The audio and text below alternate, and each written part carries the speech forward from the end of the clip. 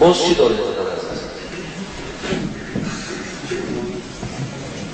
حضرت درخواست مرحمت دور میاد مومن در حقی مشترک مادر کن حیاتا بموری دوران واقعا مادر شفای کامل شفای عاجزی و خدا و مادرک ما را ذهن ذکی و فهم کامل و خادم خدا در دین در برام میگن برکت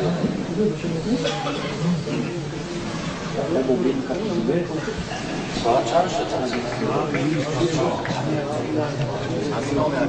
حضرت یک هوا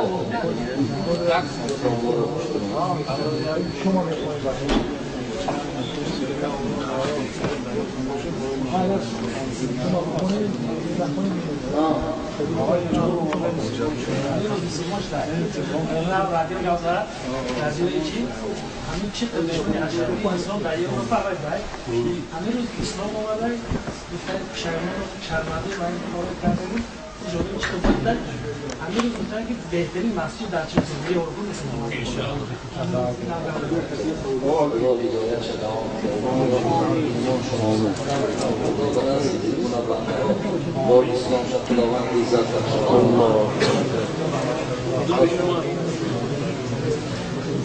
اینجا در برادر عزیز من یک تصمیم دیگر گرفتم. اینجا در دو برادر من با حواش که واقعی داشتم نامه‌هاشون را پرسیدم، نامه‌هاشون که موافق نبود خواستیم در بین شما نامه‌هاشون را اصلا تغییر دیم. یکی برادر عزیز ما جمعه خب که بسیار آدم خوبم هستن، خدا خوبش کنه، خدا نیکش کنه. یکی از برادرهای ما هستن که جنابه هم بدانیم. نام این برادر میخواه است که کتابی نیست، ولی یک خواهش داشتن در یک نام اون نام ما در دیگر کس مانده. من خواستم که نامی برادر جنابه که بسیار بچه خودش خیرخواه است، خیرخواه و همه دوستدار است، نامش احسان میمانه. نامی زیبا احسان بسیار همین خودش که احسان زیاد است، برای همین نام برادر ما احسان است. خدا عمر دراز کنه و فرزندی که نامی فردوس است، خدا عمر دراز و همش صحت و خدا من اندیشگانی های خوب نصیب رو بدیش کنه و همیشه خواننده خداوند برکات است. اگر اکو گوسفند میکشنه میکشنش کنیم ما خواندنش نیستیم، ما همه یک سنت زنده کنیم او طرفش دیگر نزد خوش اینجا شما شود. اگر داشکیلی در کافی هم محمریزو بوده اصلا خیلی که مجبور نیست، مجبور یک برادر اینجا در همین جا بوده است که پادشاه هسته پادشاه نیست نه؟ اون پادشاه هم نامشون موافق نیست، این کس ما با مالک نامشون مالک و همون حضرت انس ابن مالک بودن. مالک نام ایشان بچه‌شون در تیمور نام داشته است، او را انس مانده، برای تیمور هم نام است. خدا برادر ما را ببینیم که بسیار حوایی خداوند فیلش خوب کنه و خداوند آینده شما کنه و خداوند بچه خوبش کنه و بسیار نصیحت های خوبشان کردن خداوند که اون چه که گفتم برای آینده و بهتریش خداوند از جمله بچه‌ک های خوب و بچه‌ک های نیکش کردن. آمین.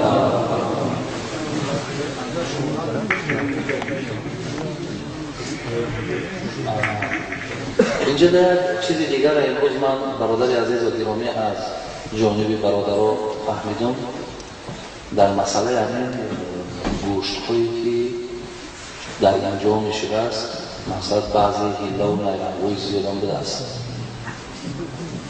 خیلی زیاد نیرنگ و هیله هایی که در سال ویران کردن همین گوییم که لقمه های ما و شما وقتی که سعد ابن ابی وقاص پیش پیامبر آمد گفت پیامبر گرامی اکن دعا کن که من مستجاب دعوا شوم، یعنی دعا کن که من کی دعا کنم دعا خدا قبول کنه.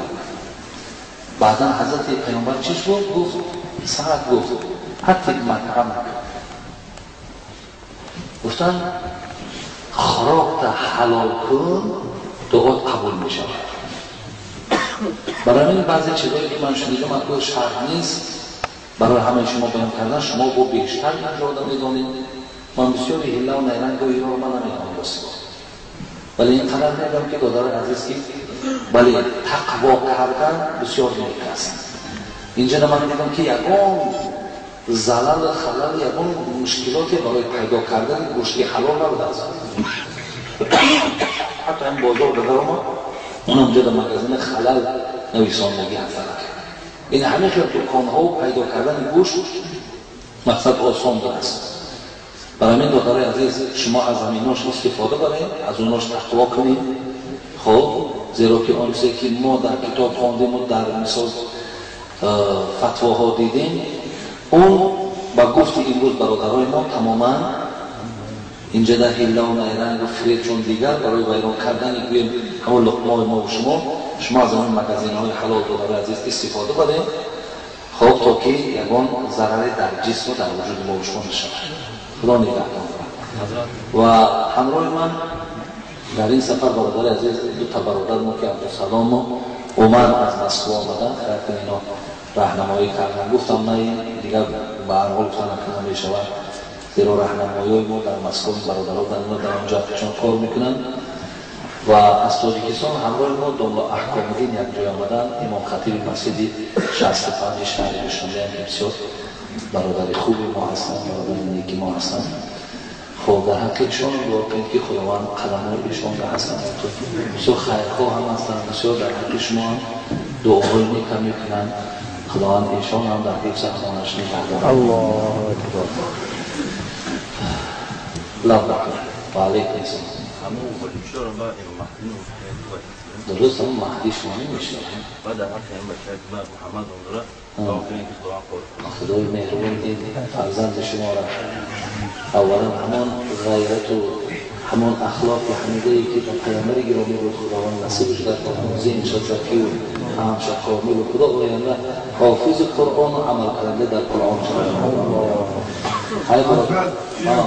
خب در حکم فرزنده یک دعای دیگه در همه بله اون بنده هایی که امروز این نعمت فرزند محرومند و البته بسیار اشتیاق هم دارند، هوس هم دارند که در خاندان اونها مهمان شود، در خاندان اونها این نعمت فرزند به دنیا بیاد. خداوند به حرمت یهب لمن یشاء اناثا و یهب لمن یشاء ذکورا، خداوند با صاحب فرزندشان گردانه و فرزندکاشان خداوند حسن زیبا و اخلاق حمیده و دوستدار شریعت گردانه. آمین یا رب العالمین.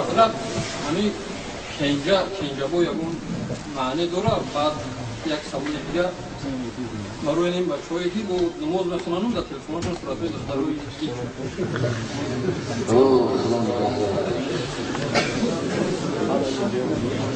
اکل ولی شما بینید بداره سوالی که برادر کردن دو سوال کرد تکی اینجا با این نام نیست، این نام نیست، این نام ایوهی دلال. ولی بینید شما وقتی دست ما دراز میکنید در دست از من بیگانه میگذارینش. پیغمبر گفتن که از این در سر شما به یک گلمیخ اگر زنن و در بیابین او آسان‌تر است. و وقتی که این چشمای شما در همین حرام‌هایی که در همینجا وجود دارن یا دیگر جا وجود دارن، وقتی این چشمای شما باید نگاه میکنن به نام خدا این چشمای شما را کور بدنش بهتره، این چشمهای شما را به نور بدنش بهتره. خدا این روی چشم همه گرد دادر یک آخر بعدها در نور چشم زیاد شدن زیبا شدنش نگاه کردنش قرآن، نگاه کردن یک عالم، نگاه کردن یک حلالهای خدا هست.